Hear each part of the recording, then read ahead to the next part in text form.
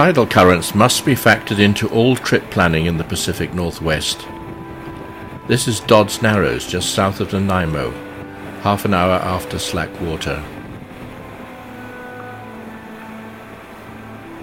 This early in the season, peaks on Vancouver Island still carry their mantle of snow. The main passage north used by all commercial traffic is Seymour Narrows. Currents through here can run as high as 16 knots. We continue up Discovery Passage and Johnson Strait, where conditions can be dangerous when strong northeasterly winds blow in opposition to the powerful flow of the tide.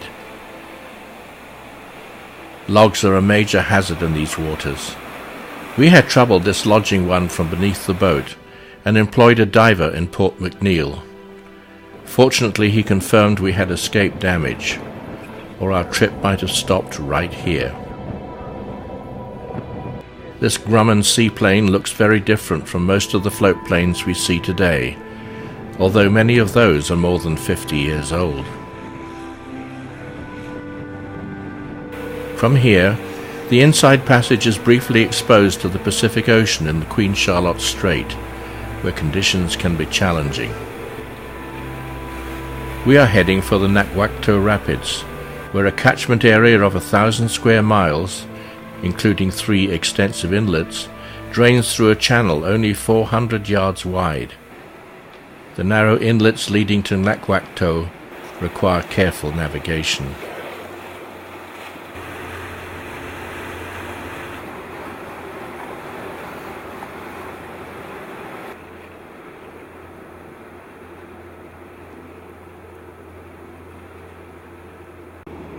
We've got a slack at 5 o'clock, I believe, at the rapids.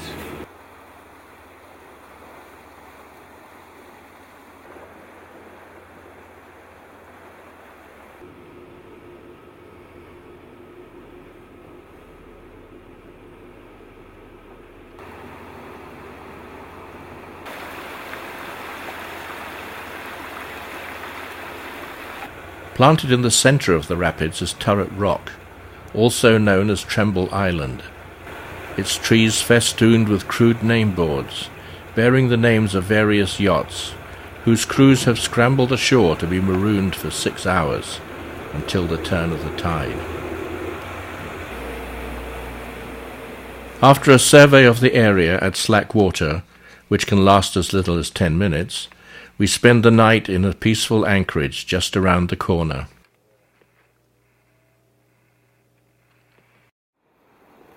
The following morning we return to Nakwakto to observe the rapids at full flow.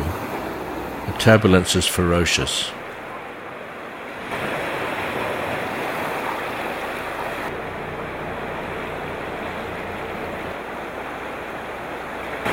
We take care to steer well clear of the main outflow.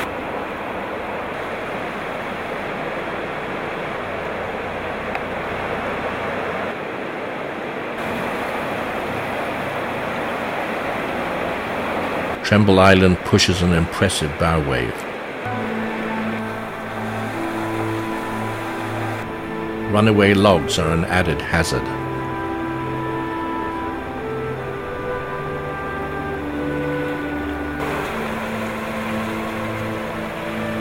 After 1 hour we turn downstream and are carried along on the powerful current flowing towards the open sea.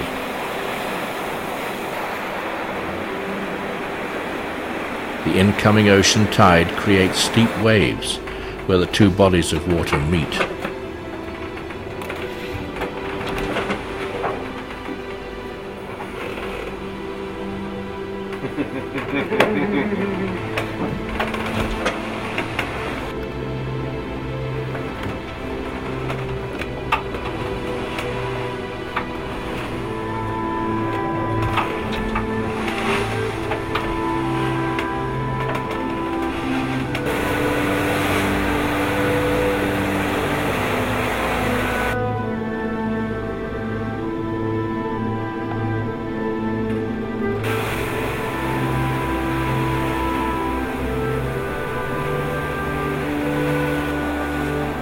In Queen Charlotte Sound we encounter more logs.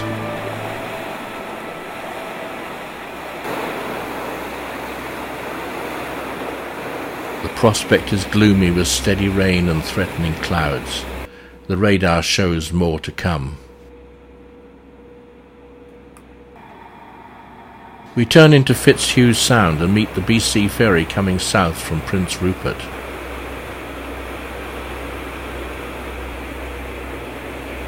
The rain is relentless, and together with melting snow feeds numerous waterfalls of every size and variety.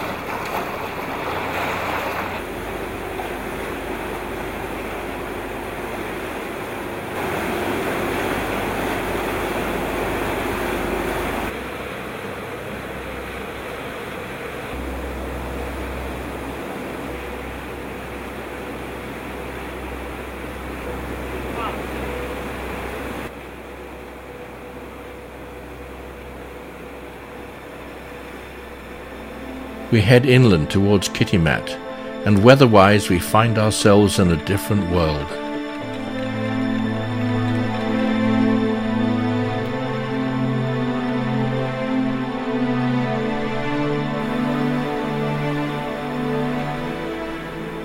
The Indian village of Hartley Bay is the jumping-off spot for entering the forest for a chance to see spirit bears. These white bears are unique to this one area.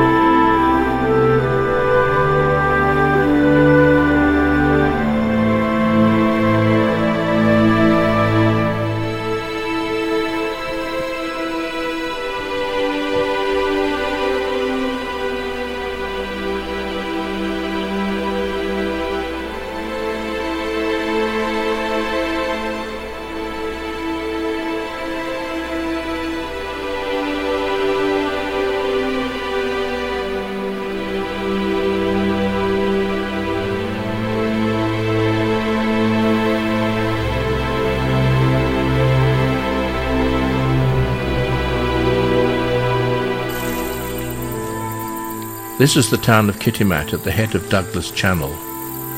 Logs even drift into the marina.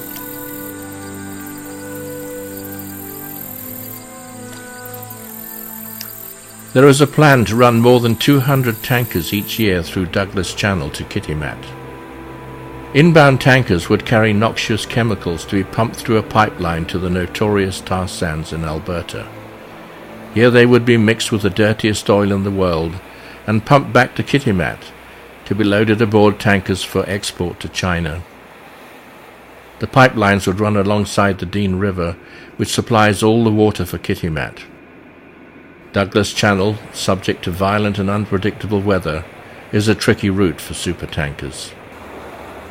Fearful of catastrophe, local people are strongly against this proposal, which poses risks even to the Guayhanas National Park in Haida Gwaii across the Hecate Strait.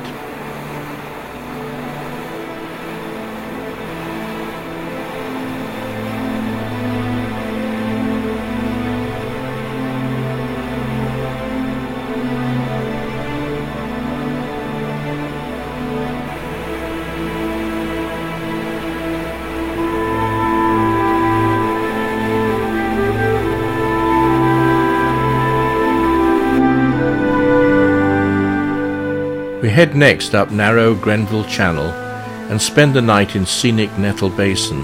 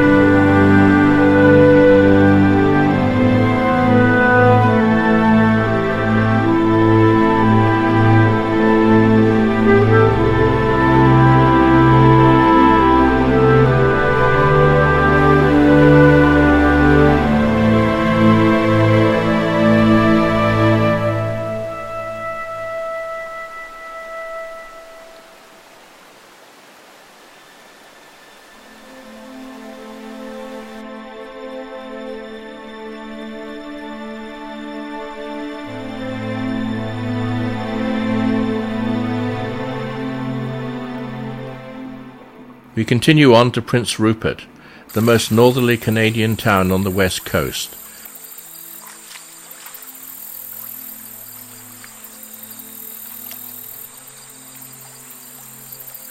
The population evidently feels the same about the pipeline. A local regatta is in progress.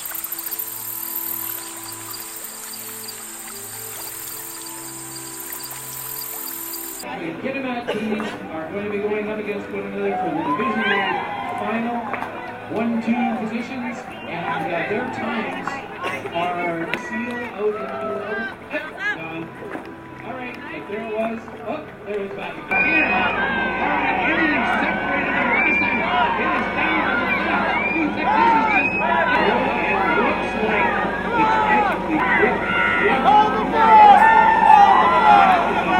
So we'll have a final time.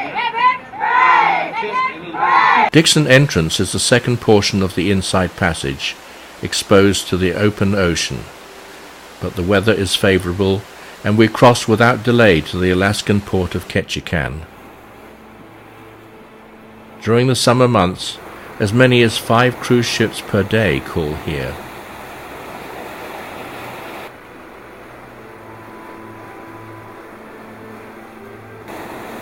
The skies are abuzz with float planes carrying goods and passengers to outlying areas.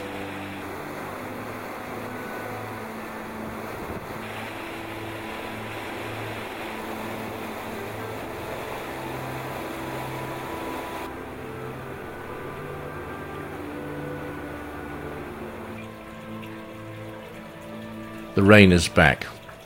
Downtown shops cater to tourists who arrive by ship, ferry and plane. We take in a lumberjack show arranged for their benefit.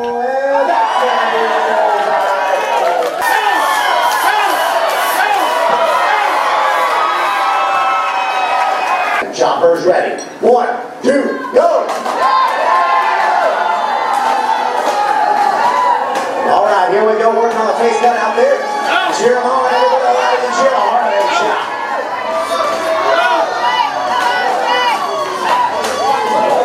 There goes Jake Justice, making the turn on the body, put the back gun on it. Peter Lucas still working on the face gun out there. All right, this one's going to be pretty quick for Spruce Mill over there. Put the back gun on it. Spruce Mill.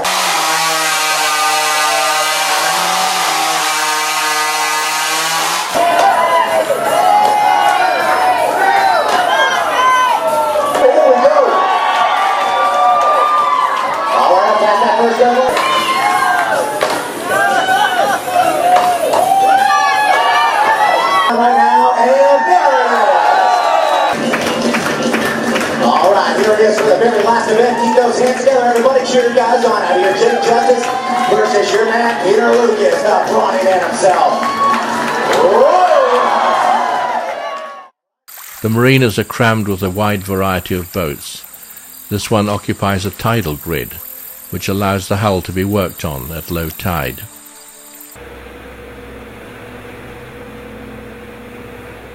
"30 miles north is the tiny settlement of Myers Chuck. The narrow dogleg entrance into the harbour is hard to see until the very last moment.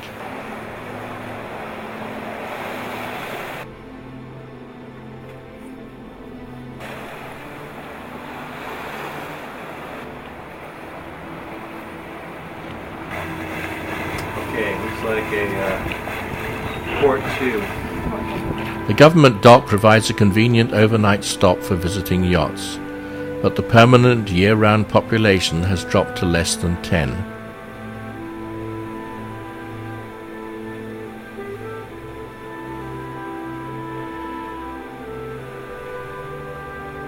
The post office can be reached by tender across the harbour.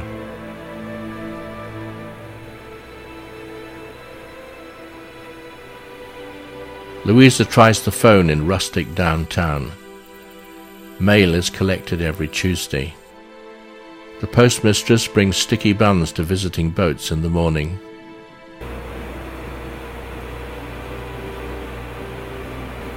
We continue on our way to rainy Wrangell, where the marina is a mile out of town. From here, to reach Petersburg, we negotiate Wrangell Narrows. 20 miles in length, this narrow and twisty channel is well marked, with over 60 navigation aids and 5 sets of range markers. It is best avoided in fog or at night, when up to 15 navigation beacons, simultaneously winking at you through the darkness, present a confusing picture.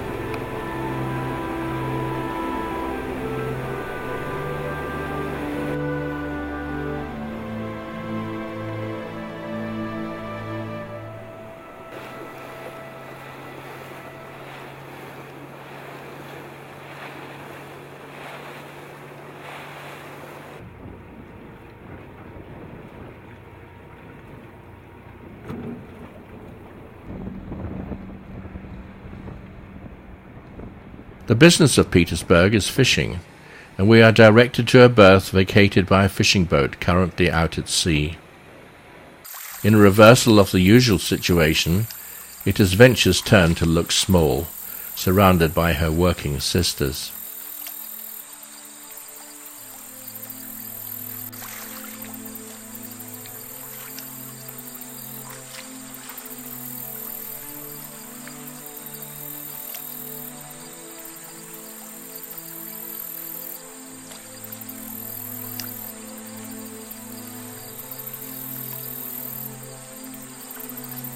It is here we begin to feel the real Alaska experience. The weather turns fine for us as we head eagerly to the glaciers, now within our reach.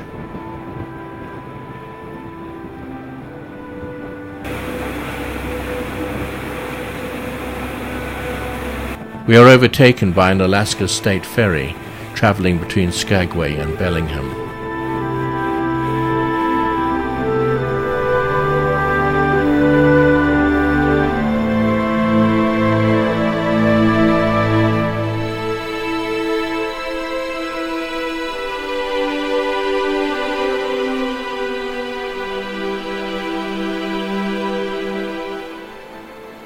We enter Thomas Bay, where the Baird Glacier discharges its river of ice.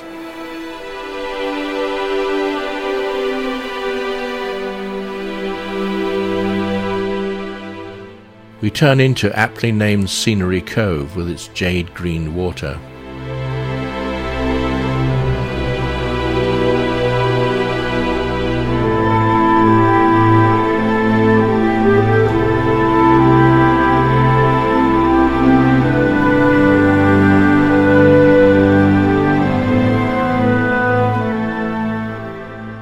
Sadly, it is too deep for anchoring, so we anchor instead at the southern end of the bay, in a delicate sunset, followed just 4 hours later by a breathless dawn.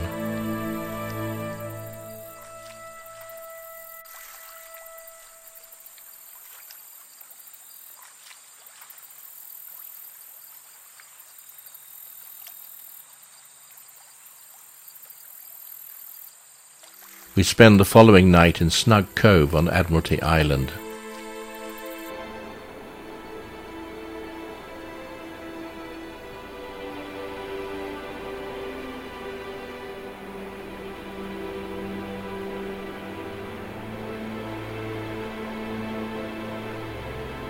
Returning to the mainland across Stevens Passage, we encounter floating ice for the first time as we approach the entrance to Tracy Arm.